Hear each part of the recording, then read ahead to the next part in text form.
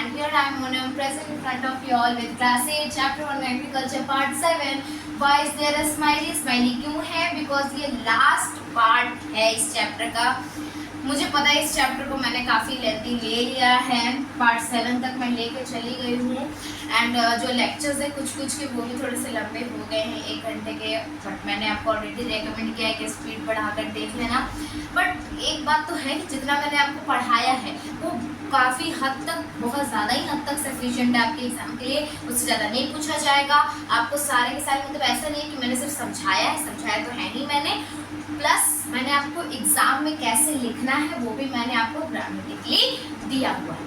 ठीक है, तो अब ये लास्ट पार्ट है पार्ट 7. फटाफट से इससे रैप अप करेंगे जो मैंने आपको बताया था, जिसमें हम क्रॉप इंप्रूवमेंट या फिर ग्रीन रेवोल्यूशन के बारे में पढ़ेंगे. यही है हमारा लास्ट टॉपिक, इसे पढ़ेंगे और फिर उसके बाद ये चैप्टर क्लोज हो जाएगा. फिर आप लोग को रिविजन करना है. और हाँ, जहाँ तक बात रही प्रैक्टिस क्वेश्चंस की, तो आप अपने टेक्स्ट बुक, क्योंकि ऑफकोर्स आप जब इसे पढ़ रहे हो तो किसी ना किसी टेक्स्ट बुक को तो आप प्रेफर कर ही रहे हो, चाहे वो NCERT हो, कोई CBSE बुक हो, ICSE बुक हो, जो मतलब ऐसे तो मैं इसको NCERT और CBSE के लिए ही पढ़ाती हूँ. ठीक है, तो NCERT और CBSE का जो भी आपके पास बुक है उसके पीछे आपको कुछ ना कुछ क्वेश्चंस तो होंगे, तो उन क्वेश्चंस को, सब्जेक्टिव क्वेश्चंस को आपको लेना है. और अगर आपके टीचर ने ऑलरेडी कॉपी में इसके आंसर्स करवा दिए हैं तो क्लोज कर देना है, उस आंसर्स को नहीं देखना है. ठीक है, एक फ्रेश शीट लेना है आपको. ठीक है, और फिर उसके बाद आपको उन सारे क्वेश्चंस का मेरे लेक्चर्स के हिसाब से आप कितना समझे हो आंसर करना है. ठीक है, फिर अगर आप कॉपी पे आपको लिखने में थोड़ी मेहनत लगती है, जैसे मुझे लिखना पसंद नहीं है, खास तौर पे नहीं है, इसलिए कभी कभी मेरे स्कूल के नोट्स भी इनकम्प्लीट काफ़ी टाइम चले जाते हैं. इसलिए अगर आपको लिखना पसंद नहीं है तो आपको क्या करना है कि क्वेश्चंस देखने हैं और अपने माइंड में आंसर्स को फ्रेम करना है. ठीक है, या फिर वर्बली आप बोल सकते हो आंसर्स को, और फिर आपको समझना है खुद से कि मेरा आंसर कितने हद तक सही है मेरे पढ़ाए अनुसार. तो इस तरीके से आपको क्वेश्चन प्रैक्टिस हो जाएंगे. मैं यहाँ पे क्वेश्चन लिख रही हूँ, एक और वीडियो लूँ और टाइम लूँ, इससे अच्छा है कि आप खुद से वो चीज़ कर लो. इतना सा काम तो आप कर ही सकते हो. तो फटाफट से खत्म कर लेते हैं. Crop improvement and green revolution. तो हमारा टॉपिक क्या है, लिख देते हैं. टॉपिक है हमारा crop improvement and green revolution and green. और हाँ, वीडियो थोड़ी सी लेट से आ रही है बिकॉज अभी फेस्टिवल्स का टाइम चल रहा है, तो मुझे भी बहुत सारे काम होते हैं, तो वो भी मुझे करना होता है. काम मतलब मैं ऐसा कोई खास काम तो करती नहीं हूँ, मेरे को अपने पढ़ाई मैनेज करना रहता है बेसिकली, समझ करके बोलूँ तो. ठीक है, तो मुझे वो करने के कारण मेरे को टाइम ज़्यादा नहीं मिल पाता, पर जो मिलता है मैं उसमें आपके लिए वीडियोज़ बना देती हूँ. और अभी तो वेकेशन शुरू होने वाले, तो आप आराम से इन वीडियोज़ को, लेक्चर्स को रिवाइज कर सकते हैं. ठीक है, तो चलिए देखते हैं crop improvement and green revolution को फटाफट से. तो इसमें हमें ये पढ़ना है क्रॉप इंप्रूवमेंट और ग्रीन रेवोल्यूशन. इस पे तो हम बाद में आते हैं, ये तो हमारे इस टॉपिक का सेकंड पार्ट है. पहले हमें समझना क्या है, क्रॉप इंप्रूवमेंट को समझना है. तो क्रॉप इंप्रूवमेंट का मतलब क्या है, मतलब जो भी क्रॉप्स हम ग्रो कर रहे हैं, जो भी यील्ड हमें मिल रहा है, जो भी क्रॉप से हमें यील्ड मिल रहा है उसको और बढ़ाना. यील्ड क्या होता है वो मैंने आपको पहले भी बता रखा है, जो हार्वेस्टिंग करने के बाद जो प्रोड्यूस मिलता है उसी को हम लोग यील्ड कहते हैं. तो यील्ड को बढ़ाना ही क्रॉप इंप्रूवमेंट कहते हैं. तो क्रॉप इंप्रूवमेंट क्या है, यील्ड को इंक्रीज करना. समझ में आ रही है बातें. ठीक है, क्रॉप इंप्रूवमेंट क्या है, तो क्रॉप इंप्रूवमेंट क्यों करनी है, यील्ड को क्यों करना है ज़्यादा, और करना भी है तो कैसे करना है. तो दो क्वेश्चन मार्क है, ये क्यों के लिए और ये कैसे के लिए.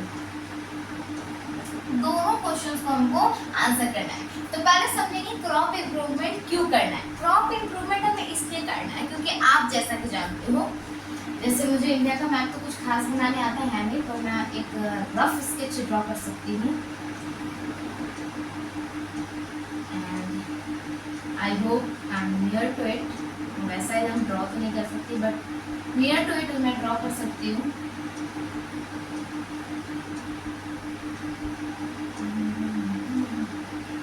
This is how it looks something. है ना, इस तरीके का दिखता है, इतना मजाक नहीं उड़ाना है, इसी तरीके का दिखता है ये. सीधा। ठीक है, ये है आपका हमारा कुछ इंडिया। ठीक है, ये रफ स्केच है आपके इंडिया का। मुझसे यही वाला पार्ट अच्छे से नहीं होता, जो राजस्थान वाला पार्ट है ना, ये वाला बॉटल बन जाता है, ये इंजेक्शन का बॉटल। तो मैं इसे और थोड़ा सा बड़ा बनाऊंगी और तब मैं लुकिंग लाइक टिपिकल राजस्थान, है ना, लग रहा। तो इसमें हम टाइम वेस्ट नहीं करेंगे, बस रफ मैप। तो ये हमारा इंडिया है। अब इतनी मेहनत मैंने क्यों की, ऐसे मन किया।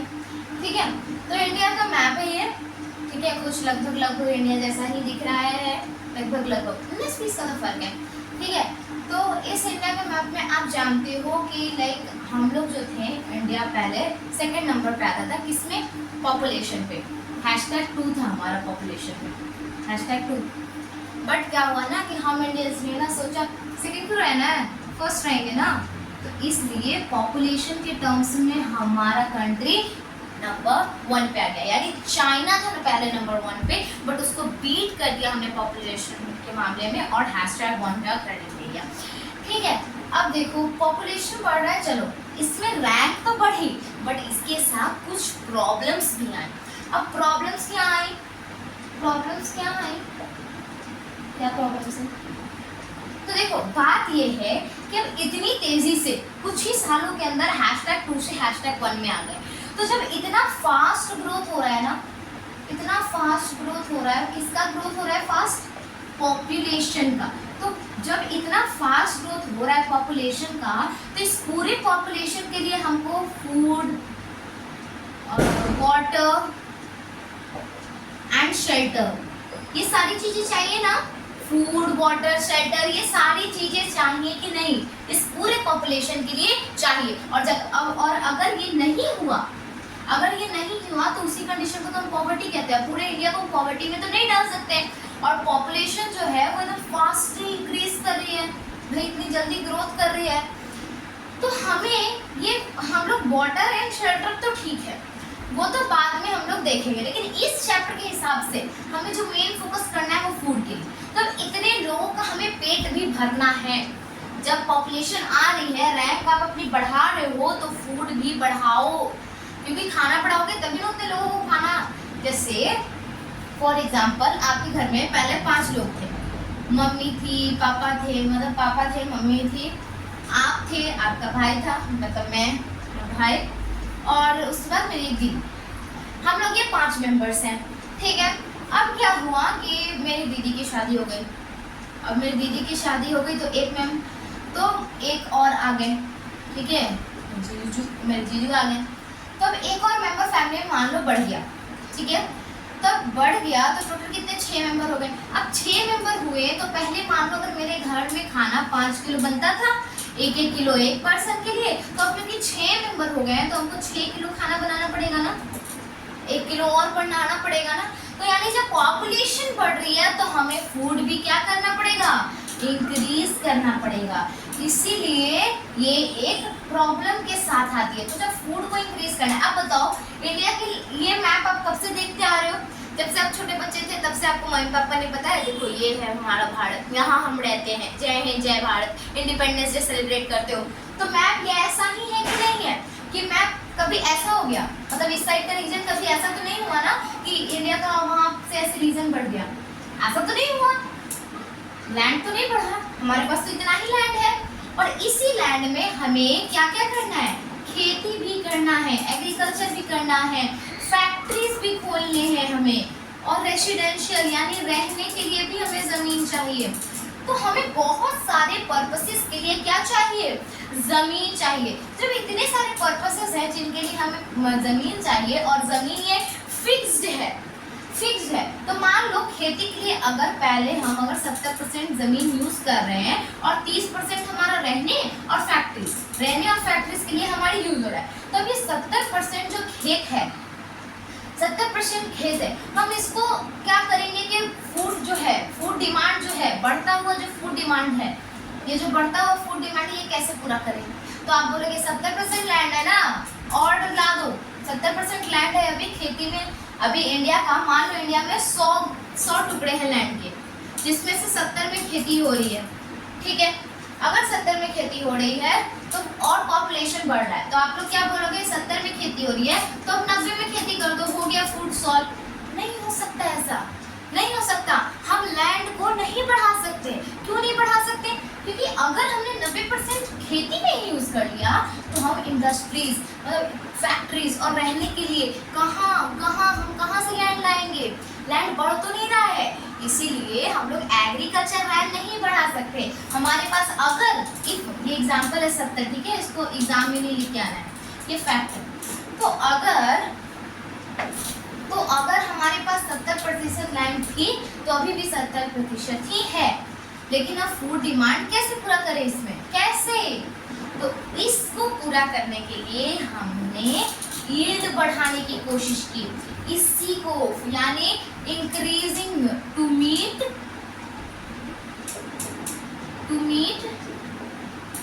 Increasing food demand for the growing population. समझ में आ रही है आपको बातें? आई होप, ठीक है। तो यील्ड, क्रॉप इंप्रूवमेंट क्या है? यील्ड बढ़ाना है। क्यों बढ़ाना है? क्यों का जवाब ये है, इसलिए ताकि हम इंक्रीजिंग फूड डिमांड जो है ग्रोइंग पॉपुलेशन का, तो उसका हम मीट कर सके, यानी उसको हम पूरा कर सके, बढ़ते फूड के डिमांड को हम पूरा कर सके, इसीलिए हम क्रॉप इंप्रूवमेंट करते हैं।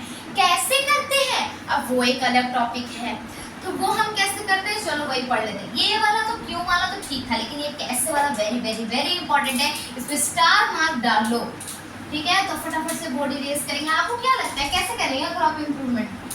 कैसे यील्ड को कैसे बढ़ाएं? भाई मेरे पास जैसे सवाल यहाँ पे ये है कि मान लो आपके दादाजी के पास 10 बीघा यानी 10 हेक्टेयर्स खेत है, 10 हेक्टेयर खेत है, 10 बीघा खेत है, ठीक है। अब इतना खेत है आपके दादाजी के पास।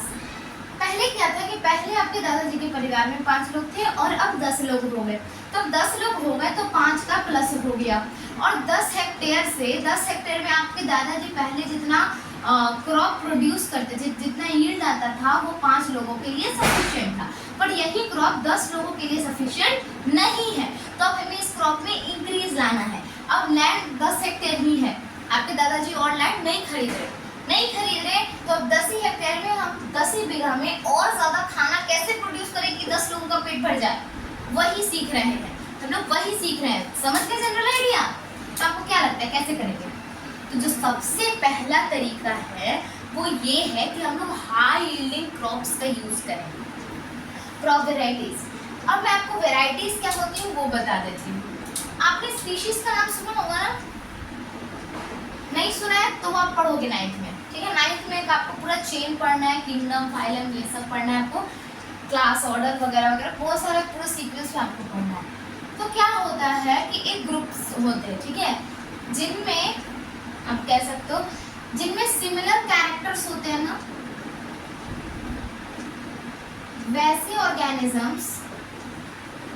ऑर्गेनिज्म जिनमें सिमिलर कैरेक्टर्स होते हैं ना, ऑर्गेनिज्म जिनमें सिमिलर कैरेक्टर्स होते हैं वो एक स्पीशीज कहलाते हैं। समझ में आ रही है? वो एक स्पीशीज यानी सिमिलर कैरेक्टर्स वाले ऑर्गेनिजम्स स्पीशीज कहलाते हैं। इसी स्पीशीज के अंदर अलग अलग वैरायटी आती है, अलग अलग क्या आती है? वैरायटी आती है, अलग अलग वैरायटी। जैसे आपको फॉर एग्जांपल, एक बहुत अच्छा एग्जांपल आपके घर में भी कॉमन है और आपने ये एग्जांपल कई बार सुना भी होगा, बट मैं फिर भी आपको रिकॉल करवा दे रही हूँ। जैसे आम है ना, तो मैंगो क्या है? मैंगो एक स्पीशीज है। अब जब मैंगो का नाम देखोगे तो आपको पता चलेगा कि ये जो मैंगो होता है, जो ये मैंगो होता है, इसका जो साइंटिफिक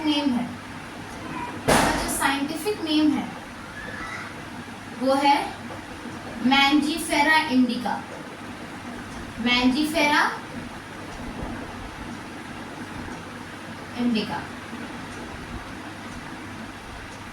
मैंजीफेरा इंडिका जो है वो इसका साइंटिफिक नेम है, किसका? मैंगो का। अब मैंगो की मैंजीफेरा इंडिका क्या है? ये एक स्पीशी है। क्या है? मैंजीफेरा इंडिका क्या है, तो ये एक स्पीशीज है। अब इसी के अलग अलग वेराइटीज आते हैं। आपने सुना है ना, मालदा आम हो गया, लंगड़ा आम हो गया, मतलब बहुत सारे आम होते हैं, ठीक है। बहुत अलग अलग प्रकार के आम होते हैं, मुझे तो कुछ याद है लेकिन बहुत अलग अलग प्रकार के आम होते हैं, ठीक है। तो वो सब जो आम होते हैं तो वो क्या है, इसके वेराइटीज हैं। तो इसी को हम क्या कहेंगे, ये जो अलग अलग हैं इन्हीं को हम एक साथ ला देते हैं और इसे हम कह देते हैं वेराइटीज। आपको आई होप ये दिख रहा हो, varieties, VARIETIES।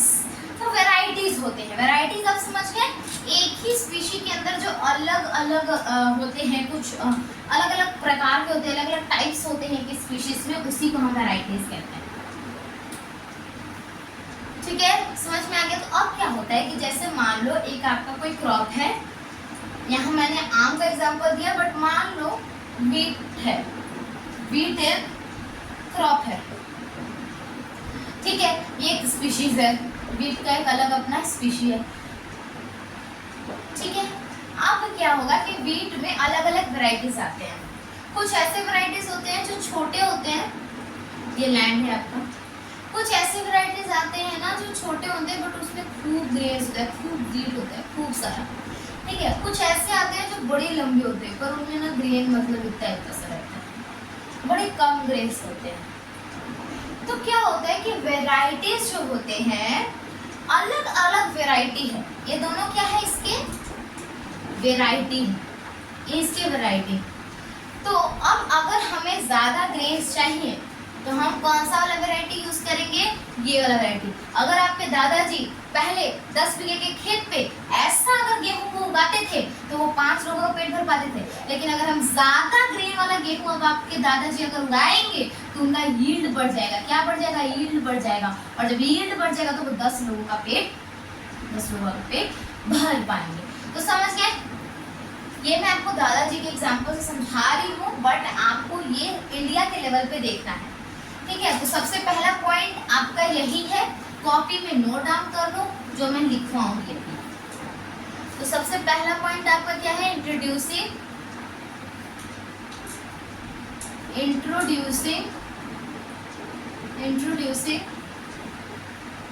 High yielding crop varieties, ठीक है। समझ में आ गया ये क्या था, हाई यील्डिंग क्रॉप वेराइटीज को इंट्रोड्यूस करना है। इवॉल्विंग, अब उसके बाद मान लो आपने हाई यील्डिंग ला ली, आपने एक ऐसा गेहूं ला लिया जिसमें इतने सारे ग्रेन्स हैं, आपने एक ऐसा गेहूं मंगवा, ठीक है। अब लेकिन क्या हुआ ना कि उसमें सारे के सारे इंसेक्ट अटैक कर गए, क्योंकि ये गेहूं कमजोर था। अब एक ऐसा गेहूं आपको मिल गया जिसमें ग्रेन्स तो है, काफी ग्रेन्स है, लेकिन उनमें कभी कोई कीड़ा मकोड़ा नहीं लगता, ग्रेन्स में कोई इन्फेक्शन नहीं होता। तो आप ये वाली वैरायटी लाओगे, क्योंकि इसमें ग्रेन्स भी ज़्यादा है और ये डिजीज रेजिस्टेंस है, यानी इसमें डिजीज कम होंगे, ठीक है। तो आपको क्या लाना है, आपको डिजीज रेजिस्टेंट वेराइटीज लाने हैं।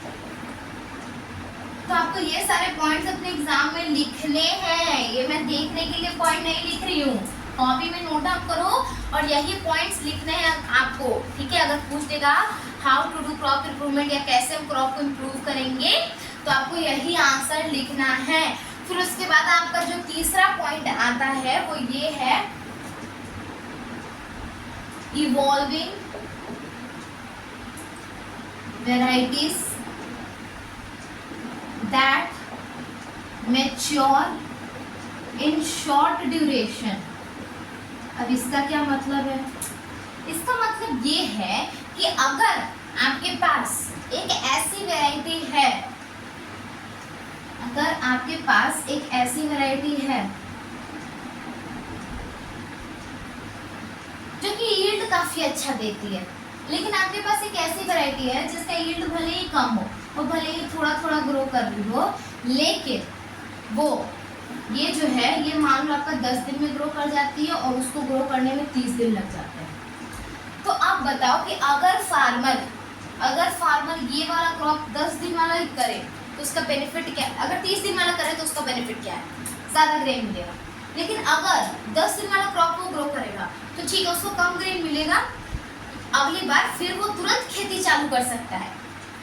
ठीक है, बाकी के जो 20 दिन बचे उसमें वो दूसरी खेती के लिए जमीन को तैयार कर लेगा और दूसरी खेती के लिए तैयार हो जाएगा।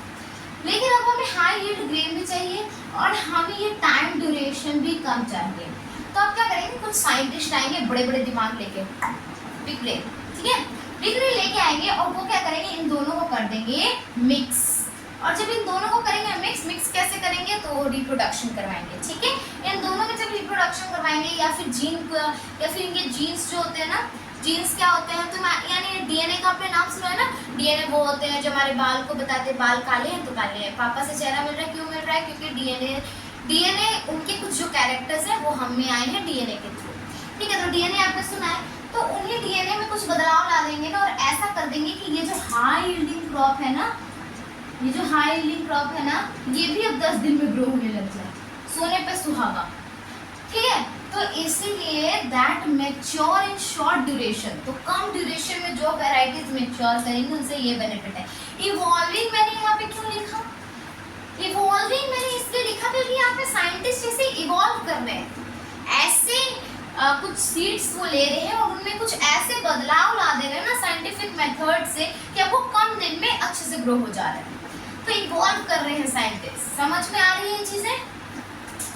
ठीक है, फिर जो आखिरी पॉइंट है वो है improving the quality of crop plants, improving the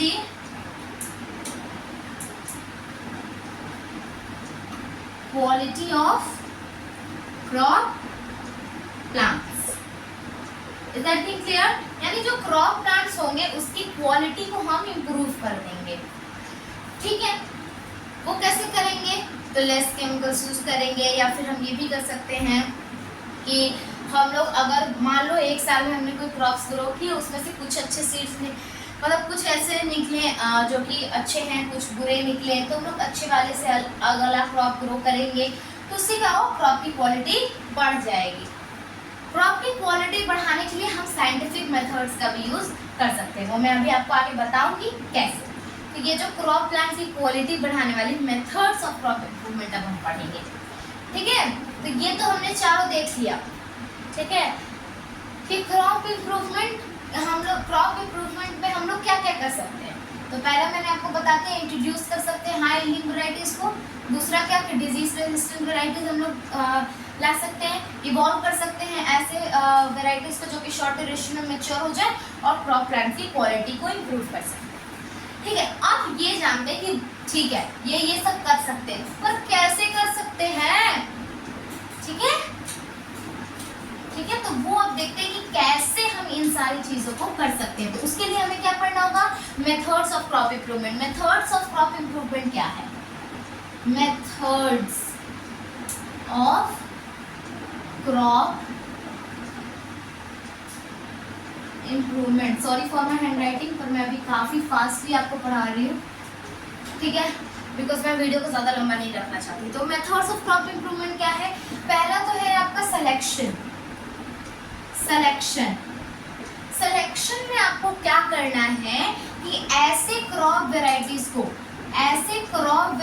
को सेलेक्ट करना है, ऐसे क्रॉप वेराइटीज को आपको सेलेक्ट करना है जो कि आपको हाई यील्ड दे। यील्ड जो है वो हाई यील्ड, ऐसे क्रॉप वेराइटीज को आपको सेलेक्ट करना है। जो दूसरा मेथड है वो है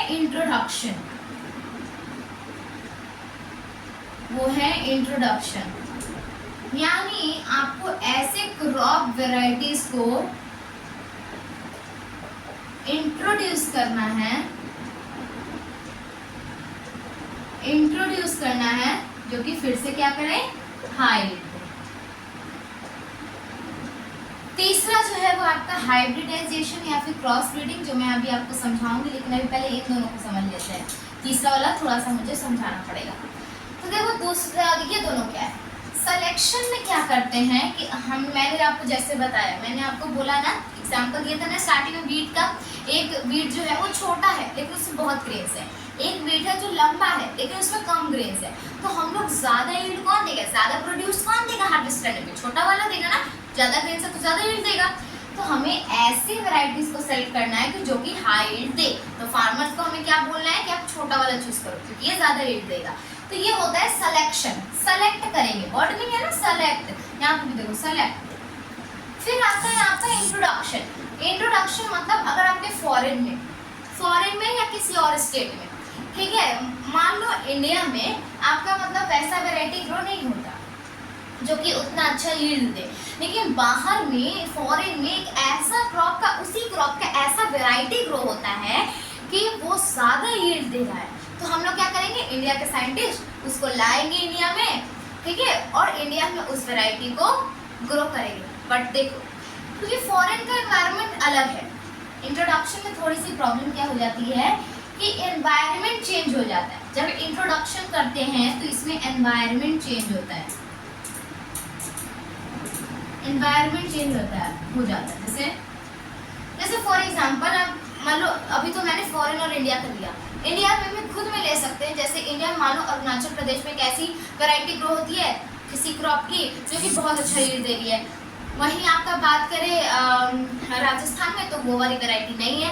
तो क्या करेंगे कि अब अरुणाचल प्रदेश से साइंटिस्ट को राजस्थान में ला देंगे। लेकिन अब बात बताओ, राजस्थान में सूखा पड़ता है, मतलब गर्मी पड़ती है, गर्मी काफ़ी हद तक पड़ती है, और अरुणाचल प्रदेश में बारिश होती है काफ़ी ज़्यादा, ठीक है।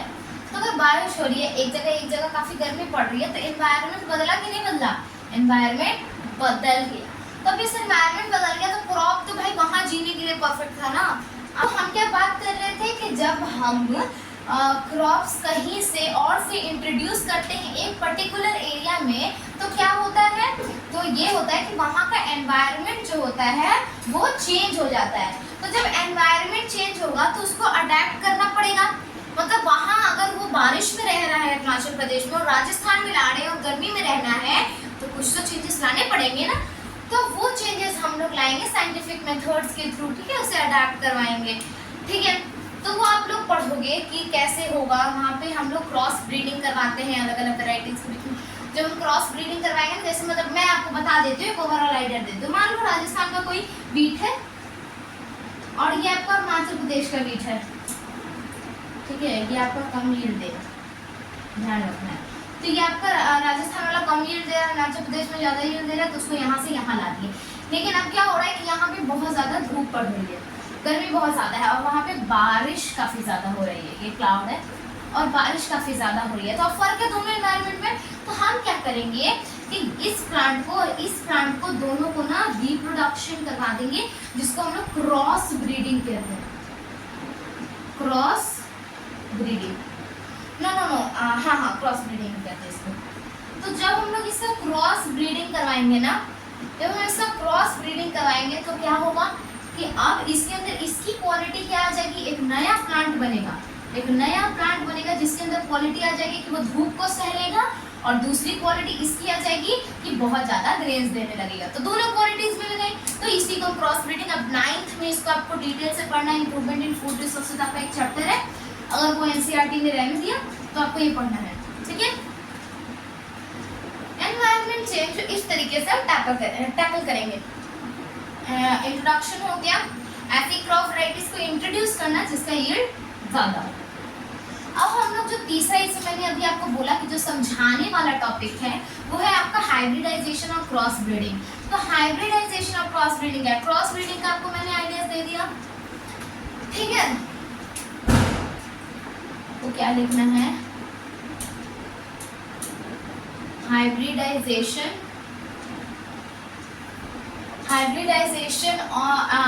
और क्रॉस ब्रीडिंग, ठीक है। क्रॉस ब्रीडिंग के लिए आप लोग क्या करते हो, क्रॉस ब्रीडिंग में आप लोग अलग अलग वेराइटीज जो होते हैं उनका आप रिप्रोडक्शन करवा देते हो, है ना। ये आपका क्रॉस ब्रीडिंग हो गया। हाइब्रिडाइजेशन में आप क्या करते हो कि वेराइटीज को जो है ना आप न्यू हाइब्रिड वेराइटीज बना देते हो। जैसे एक बात में जैसे सुन लो, रोजेस का एग्जांपल लेते हैं। मान लो कि एक ऐसी रोज प्लांट है, दो रोजेस प्लांट है, एक ऐसी रोज प्लांट है ना जिसमें ना बड़े बड़े रोजेस आते हैं, ये आपके रोजेज हैं, लग नहीं रहे हैं बट इनको रोजेज ही मान लो। बड़े बड़े रोजेज आते हैं और एक ऐसी प्लांट है जिसमें छोटे रोजेज तो आते हैं पर ढेर सारे रोजेज आते हैं। ठीक है, मतलब इतने सारे रोजेज आते हैं कि आपको क्या बताऊं। तो छोटे रोजेज आते हैं पर ढेर सारे रोजेज आते हैं। तो अब आपको क्या करना है कि इन दोनों, मान लो इसका स्टेम ले लेना है, इसका स्टेम ले लेना है और दोनों को मतलब क्या कहते हैं, मतलब इनके वेजिटेटिव प्रोपगेशन, जिसको आपने पढ़ा होगा वेजिटेटिव प्रोपगेशन। वेजिटेटिव प्रोपगेशन आपको करा देना है। वेजिटेटिव प्रोपगेशन में क्या होता है कि दो इसी तरीके के प्लांट वैरायटीज को लेके उनका स्टेम्स या फिर रूट कुछ भी इंटरचेंज करवा देना है आपको। तो उससे क्या होगा कि एक नया रोज का वैरायटी क्रिएट हो जाएगा जिसमें बड़े बड़े रोजेस भी आएंगे और ढेर सारे रोजेस आएंगे, ढेर सारे रोजेस आएंगे। ठीक है, ढेर सारे रोजेस आएंगे, बड़े बड़े ढेर सारे रोजेस आने लगेंगे। तो समझ रहे हो, ये फायदा होता है। तो क्या कहते हैं, हाइब्रिडाइजेशन या क्रॉस ब्रीडिंग किससे क्या बेनिफिट होता है कि आपको एक ऐसी वैरायटी मिल जाती है जो कि हाई यील्ड तो देती ही है बल्कि उसमें डिजायरेबल कैरेक्टर्स आ जाते हैं। इन दोनों में एक अलग वर्ड क्या है, डिजायरेबल कैरेक्टर्स। अब इसका क्या मतलब है, डिजायरेबल कैरेक्टर्स का क्या मतलब है? तो देखो, डिजायरेबल कैरेक्टर्स का ये मतलब है जो हमें चाहिए वो कैरेक्टर्स आ जाते हैं। जैसे अभी मैंने आपको जो रोज वाला एग्जांपल दिया उसमें डिजायर्ड कैरेक्टर क्या था कि बड़े बड़े रोज हो जाए, ढेर सारे रोज हो जाए। तो दो अलग अलग लिए वैरायटीज और उनको हमने क्या करवा दिया, वेजिटेटिव प्रोपगेशन करवाया है या फिर क्रॉस ब्रीडिंग भी करवा सकते हैं। तो हमें क्या मिला कि डिजायरेबल कैरेक्टर, उसका बड़ा फ्लावर्स का कैरेक्टर मिल गया, इसका ढेर सारा फ्लावर्स का कैरेक्टर्स मिल गया। तो हमें डिजायरेबल यानी जो हमें चाहिए, जिसकी हमें डिजायर है, वो कैरेक्टर्स हमें मिल जाते हैं हाइब्रिडाइजेशन और क्रॉस ब्रीडिंग में। समझ में आ रही है आपको हाइब्रिडाइजेशन और क्रॉस ब्रीडिंग क्या हो गया? तो मेथड्स आपका यहीं पे खत्म हो गया। समझ में आ रहा है?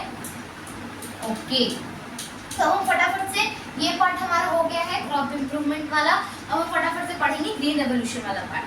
तो ग्रीन रेवोल्यूशन जो है, ग्रीन रेवोल्यूशन क्या है वो बता देती हूँ। तो देखो, जैसे रह के ना पूरे वर्ल्ड में बहुत सारे अलग अलग रेवोल्यूशन आते हैं। रेवोल्यूशन मतलब वो नहीं, दंगा फसाद वाला रेवोल्यूशन नहीं, ठीक है, वैसा रेवोल्यूशन है। ऐसा रेवोल्यूशन जिसमें किसी भी चीज की आपकी प्रोडक्शन इंक्रीज हो। प्रोडक्शन को बढ़ाना नहीं, इसमें मेन चीज होता है प्रोडक्शन इंक्रीज होती है इस रेवोल्यूशन में। किससे? साइंटिफिक मेथड से। साइंटिफिक मेथड से जब हम किसी भी चीज की प्रोडक्शन को इंक्रीज करते हैं तो उसको हम रेवोल्यूशन क्या चीज का नाम देते हैं? रेवोल्यूशन को। ठीक है, अब रेवोल्यूशन बहुत सारे हुए। आप 9th में जाओगे तो उसमें इम्प्रूवमेंट इन फूड रिसोर्स में आपको पढ़ना है कि क्या आपके कौन कौन से रेवोल्यूशंस हुए थे। जैसे एक ब्लू रेवोल्यूशन है जो कि फिश के प्रोडक्शन को बढ़ाने के लिए हुआ था। वाइट रेवोल्यूशन है जो कि मिल्क के प्रोडक्शन को बढ़ाने के लिए हुआ था। आपका ऐसे ही पिंक रेवोल्यूशन है जो कि पोल्ट्री को बढ़ाने के लिए आपका था। एक सिल्वर रेवोल्यूशन है जो कि एग के प्रोडक्शन को बढ़ाने के लिए था।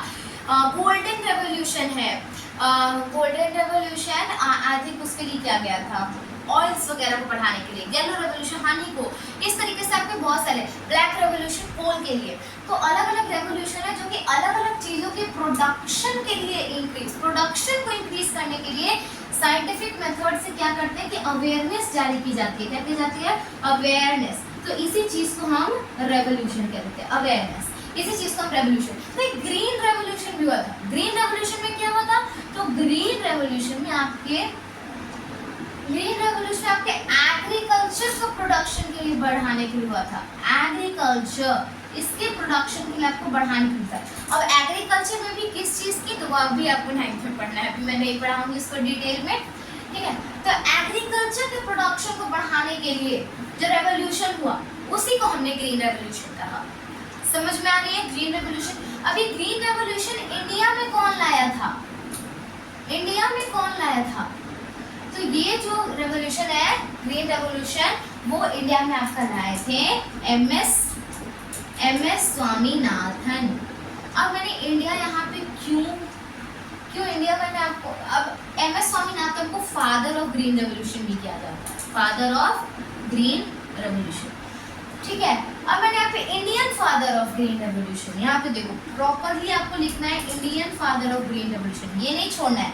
Indian father of green revolution is M S. Swaminathan. अब मैंने इंडियन फादर क्यों नाम, क्योंकि ग्रीन रेवोल्यूशन के ग्लोबल फादर भी है, और जो ग्लोबल फादर है उनका नाम है एन बॉर्लॉन्ग। ठीक है, नॉलेज के लिए आप जान सकते हो कि उनका नाम है एन बॉर्लॉन्ग, लेकिन ये भी आपको 9th में पढ़ना है। ये आपके ग्लोबल फादर है। आप इसको, ग्रीन रेवोल्यूशन के 2 फादर हैं, एक जिन्होंने वर्ल्ड में इस रेवोल्यूशन को स्टार्ट किया वो है एन बॉर्लॉन्ग, और जो इंडिया में इस रेवोल्यूशन को लेके आए वो है हमारे एम.एस. स्वामीनाथन जी। लेकिन जब आपके एग्जाम में अगर पूछा जाए ना who is the father of green revolution, तो आपके हिसाब से आप एन बॉर्लॉन्ग अभी नहीं लिख के आओगे, आप एम.एस. स्वामीनाथन लिख के आओगे। ठीक है, वहाँ पे जनरली आपको इंडिया के बारे में ही पूछा जाता है, तो आप एम.एस. स्वामीनाथन ही लिख के आओगे। समझ में आ रही है ग्रीन रेवोल्यूशन। अब ग्रीन रेवोल्यूशन कब से कब हुआ, ग्रीन रेवोल्यूशन कब से कब हुआ, तो यहाँ पे जिस हम ग्रीन रेवोल्यूशन की बात कर रहे हैं वो हम इंडिया के ग्रीन रेवोल्यूशन की बात कर रहे हैं। इंडिया के ग्रीन रेवोल्यूशन की बात करें, किसकी ग्रीन रेवोल्यूशन की, तो इंडिया की ग्रीन रेवोल्यूशन। अब इंडिया में कब से कब आया, 1960 से 1980 तक। इसको हम कहते हैं गोल्डन एरा। गोल्डन एरा क्यों कहते हैं, क्योंकि इसमें तुरंत से भाई एग्रीकल्चर का प्रोडक्शन बढ़ गया, तो इससे क्या हुआ कि बहुत सारी मतलब सबका पेट भरने लगा, सारे मतलब खाना सबको मिलने लगा, प्रोड्यूस मिलने लगा। इंडिया एक सेल्फ सफिशिएंट फूड प्रोडक्शन, मतलब पहले क्या होता था, आपके बुक में अगर ये दिया हो तो ठीक है, लेकिन इसी टाइम फ्रेम में इंडिया अपना self sufficient food production, self sufficient food producing country बन चुका था। मतलब पहले क्या होते थे कि इनको फूड को पेट भरने के लिए, इतने सारे लोगों का पेट भरने के लिए फूड को इंपोर्ट करना पड़ता था, यानी दूसरे जगह से देश में वो क्या कहते हैं प्रोड्यूस को, एग्रीकल्चर प्रोड्यूस को खरीदना पड़ता था। लेकिन अब क्योंकि रेवोल्यूशन आया, प्रोडक्शन बढ़ गया, तो प्रोडक्शन बढ़ गया तो अब क्या हो गया, इंडिया सेल्फ सफिशिएंट हो गया। सेल्फ सफिशिएंट मतलब अब वो खुद से ही अपना फूड प्रोड्यूस कर सकता है और खुद से ही सबका पेट भर सकता है। ठीक है, तो ये टाइम है, तो इसको हम लोग गोल्डन एरा कहते हैं। ये इम्पॉर्टेंट पॉइंट है कि ग्रीन रेवोल्यूशन को गोल्डन एरा भी कहते हैं इन इंडियन एग्रीकल्चर। ठीक है, समझ में आ रहा है। जैसे यहाँ पे ग्रीन रेवोल्यूशन में एक चीज आपकी जो है वो दी हुई है एज एन एग्जाम्पल बुक में,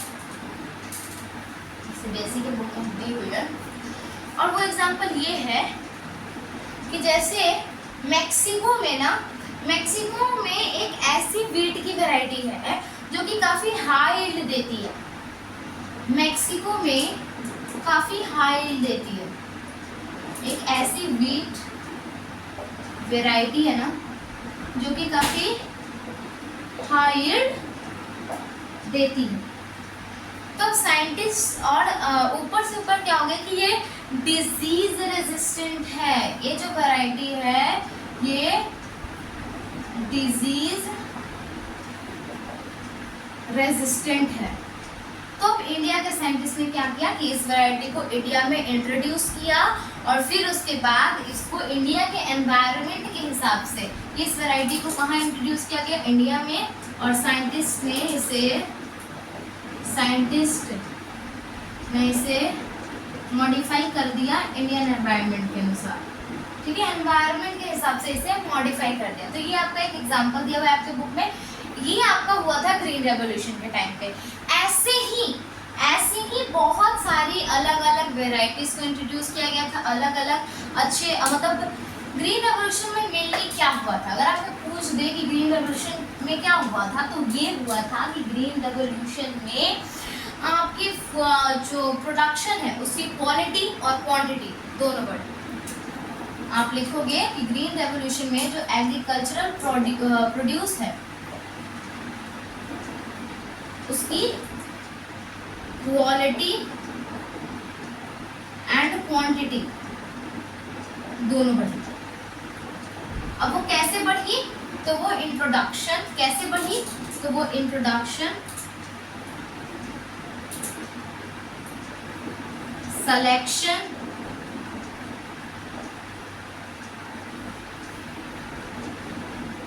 हाइब्रिडाइजेशन या फिर क्रॉस ब्रीडिंग, इन सब चीज़ों से बढ़ गई। यानी जो मेथड्स मैंने आपको बताया ना, तो इन सब चीज़ों से ये आपका ग्रीन रेवोल्यूशन है, जिसमें एग्रीकल्चर प्रोड्यूस की क्वालिटी और क्वांटिटी दोनों बढ़ी by the introduction, selection, hybridization या फिर क्रॉस ब्रीडिंग। समझ में आ गई ये चीज़ें? ग्रीन रेवोल्यूशन में यही हुआ था। ठीक है, अब बात आती है कि ग्रीन रेवोल्यूशन जो है उससे फायदा क्या हुआ। ये ग्रीन रेवोल्यूशन लाने से क्या फायदा भाई? फायदा ये कि प्रोड्यूस बढ़ा, ऑफ कोर्स आप बोलोगे, लेकिन और भी तो कुछ फायदे होंगे ना। तो इसके गेन्स क्या क्या है? ग्रीन रेवोल्यूशन के गेन्स क्या क्या है? साफ साफ अक्षरों में, मैं बड़े बड़े अक्षरों में गेन्स लिखा है मैंने, ध्यान रखना है। गेन्स या फिर बेनिफिट्स या फिर एडवांटेज, आपके एग्जाम में कोई भी वर्ड लिखा हो, मैं लिख दे रही हूँ गेन्स या फिर बेनिफिट्स या फिर एडवांटेज, ये सब में से कोई भी वर्ड हो ना आपके, ये सब में से आपका कोई भी वर्ड हो तो आपको वही लिखना है जो मैं अभी लिखने वाली हूँ। ठीक है, तो पहला तो यही हुआ कि इंडिया जो है वो सेल्फ सफिशिएंट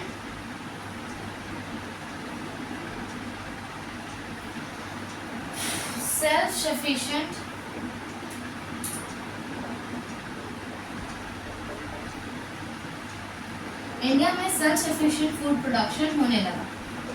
ठीक है, इंडिया में सेल्फ सफिशिएंट फूड प्रोडक्शन होने लगा। फिर उसके बाद आप क्या लिख सकते हो कि अब इंडिया जो है, ठीक है, able to maintain a buffer stock for future. तो क्या हुआ कि पहले इंडिया में तो खुद के ही खाने की डिमांड पूरी करने की लालच हुई थी, लेकिन ग्रीन रेवोल्यूशन आने के बाद क्या हुआ कि इंडिया में, मान लो अगर फ्यूचर में इंडिया में किसी भी कंट्री में अगर फ्लड आ गया, सूखा पड़ गया, बाढ़ आ गई, कुछ भी हो गया, तो उस केस में अब फूड तो सारे डिस्ट्रॉय हो गए, सारे हार्वेस्ट तो खत्म हो गया। तो उस केस में इंडिया ना फ्यूचर के लिए, क्योंकि अब प्रोड्यूस यील्ड बढ़ गया था ना, तो कुछ इंडिया को कंज्यूम कर लेते थे, कुछ इंडिया ट्रेड कर देते थे और कुछ इंडिया स्टोर कर लेते थे, स्टॉक के रूप में रख लेते थे, बफर स्टॉक के रूप में रख लेते थे, ताकि फ्यूचर में किसी भी डिजास्टर में वो इसे यूज कर ले। ठीक है, फिर तीसरी पॉइंट क्या हुई कि इकोनॉमिक कंडीशन इंडिया की इम्प्रूव हुई। आप जैसा कि जानते हो कि जब ब्रिटिशर्स यहाँ से गए, कॉलोनियल पीरियड से यहाँ से गए, तो बहुत सारे रिसोर्सेज ड्रेन हो चुके थे। इंडिगो प्लांटेशन वगैरह के कारण क्या हुआ था कि बहुत सारे लैंड्स खराब हो चुके थे। तो ये ग्रीन रेवोल्यूशन जब आया तो उससे फूड प्रोडक्शन बढ़ गया, और जब फूड प्रोडक्शन बढ़ गया तो इकोनॉमिक कंडीशन भी बढ़ गई। इकोनॉमिक कंडीशन कैसे बढ़ गई? क्योंकि अब ऑक्यूपेशन क्रिएट होने लगा, लोग अब एग्रीकल्चर को, चौथा पॉइंट तो यही है कि अब जो एग्रीकल्चर था ना, was now seen as an industry। Agriculture को अब एक इंडस्ट्री में, एग्रीकल्चरल इंडस्ट्री आपने सुना होगा, तो एग्रीकल्चर को अब एक इंडस्ट्री का दर्जा मिलने लगा, ऑक्यूपेशन क्रिएट होने लगी, फार्मर्स की जो लाइफ है, स्टैंडर्ड ऑफ लिविंग है, वो बेटर होने लगी। तो इकोनॉमिक ग्रोथ, इकोनॉमिक कंडीशन तो ऑफ कोर्स है कि बढ़ेगा ही। ठीक है, अब पॉपुलेशन को प्रॉपर खाना मिलने लगा, तो पॉपुलेशन के यूथ्स को ज़्यादा न्यूट्रिशन मिलने लगा, तो वो ज़्यादा काम करेंगे, तो इसलिए इकोनॉमिक कंडीशन इंक्रीज। ये आपकी क्या हुई है? ये आपकी इकोनॉमिक कंडीशंस इम्प्रूव्ड। ठीक है, ये आपके गेन्स, बेनिफिट्स या फिर एडवांटेजेस, जो भी आप कह लो वो हुए। फिर उसके बाद आपके अगले आते हैं कि इसके डिसएडवांटेज या लॉसेस क्या हुए। ठीक है, जो आगे आपको पढ़नी है वो यही पढ़नी है कि इसके अनडिजायरेबल इफेक्ट्स क्या हैं। अनडिजायरेबल इफेक्ट्स,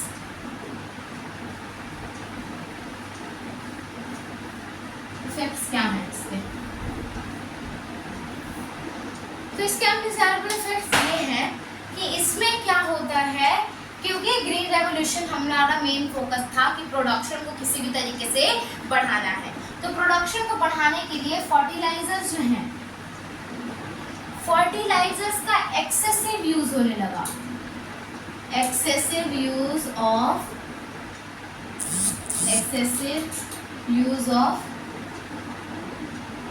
fertilizers या फिर आप कह सकते हो केमिकल्स। ठीक है, अब इससे एक्सेसिव यूज होने लगा केमिकल्स का, जिससे कि क्या हुआ, इससे क्या हुआ कि ओवर टाइम जो सॉइल की केमिस्ट्री है, सॉइल जो है, सॉइल की जो फर्टिलिटी है, ज्यादा केमिकल यूज कर रहे हो तो आप सॉइल की फर्टिलिटी को क्या कर रहे हो, डिक्रीज। तो सॉइल की फर्टिलिटी डिक्रीज होने लगी। और क्या हुआ कि केमिकल्स के over use of chemicals, over use of chemicals से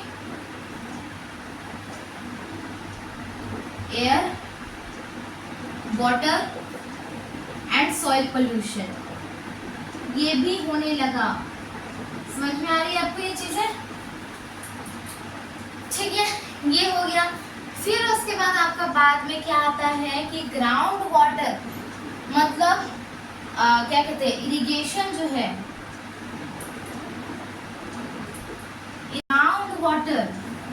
ग्राउंड वाटर वो डेप्लीट हो गया, घट गया, ग्राउंड वाटर घट गया।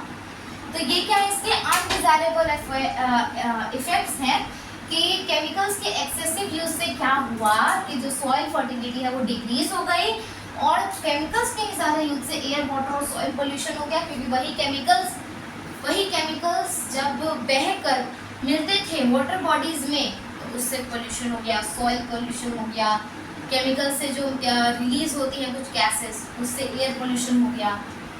इरिगेशन जब ज़्यादा होने लगा, अब क्योंकि क्रॉप प्रोडक्शन बढ़ाना है तो ज़्यादा वाटर भी तो चाहिए, ज़्यादा वाटर चाहिए तो क्या करना होगा, ज़्यादा इरिगेशन करना होगा। अब ज़्यादा इरिगेशन के लिए ग्राउंड वाटर का ज़्यादा यूज़ होने लगा, और ग्राउंड वाटर जब ज़्यादा यूज़ होने लगा तो ग्राउंड वाटर में जो वाटर है वो डेप्लीट होने लगा, ग्राउंड वाटर घटने लगा। ये चीज़ आपको समझ में आ गया? अनडिजायरेबल इफेक्ट्स क्या है? तो अब आपका ये पूरा का पूरा जो चैप्टर है ना, पार्ट 7 भी मैंने इसीलिए मिटा दिया क्योंकि अब इसके कोई पार्ट नहीं होंगे। अब ये पूरा का पूरा चैप्टर आपका फिनिश हो गया। ठीक है, होल चैप्टर जो है वो आपका फिनिश हो चुका है। ठीक है, अब क्या कहते हैं, अब इसके जो क्वेश्चन एंड आंसर्स है वो मैंने आपको तरीका बता दिया किस तरीके से प्रैक्टिस करना है। कुछ क्वेश्चंस लेने हैं, उसको ओरली अपने माइंड्स में आंसर करना है और उसको बनाना है। ठीक है, तो अब हम लोग क्लास 8 से मिलेंगे जल्द ही, बट अभी काफ़ी टाइम हम लोग क्लास 8 के साथ रहे हैं। So see you, bye bye soon, keep studying, bye.